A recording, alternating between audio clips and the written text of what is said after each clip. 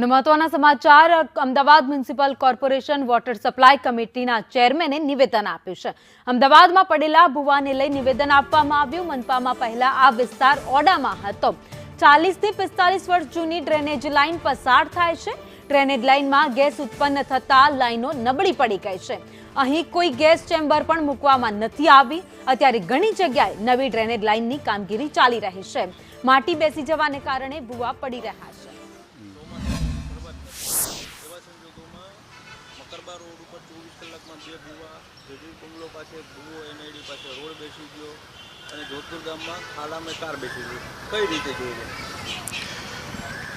Ahmedabad municipal કોર્પોરેશનનો સમાવેશ થયો એની પહેલાં આ વિસ્તાર ઓડાની અંદર આવતો હતો। તે વખતે આ ઓડાએ લગભગ 45 વર્ષ કરતાં પણ વધારે થઈ આ જે ડ્રેનેજ લાઇન છે એ નાખી હતી।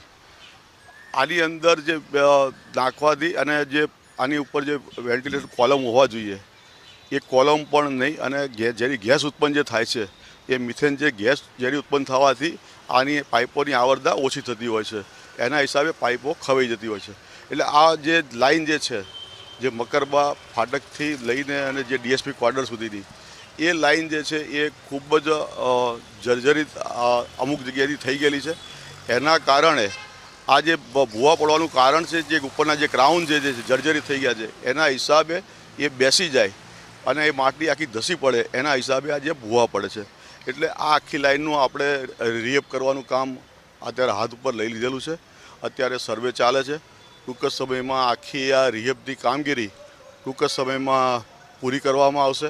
એટલે જે જૂની પાઇપો છે એની અંદર નવી જે રિહેબની જે કામગીરી કરવાની છે એ કરવાથી આ પાઇપ અહીંયા આગળ જે ભૂવાનું જે પડવાની વાત છે એની વાત પૂરી થઈ જશે।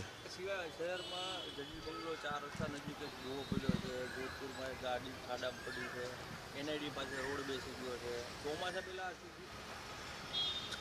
ચોમાસા પહેલાં આ વરસાદ જે જ્યારે કામ ચાલતું હોય, જ્યારે ખોદાણ થતું હોય છે, જ્યારે તે વોટરથી ટેન્કરોથી પાણી વોટરિંગ કરતા હોય છે, પણ એ ફિલિંગ જે થતું હોય એ બરાબર થતું નથી હોતું।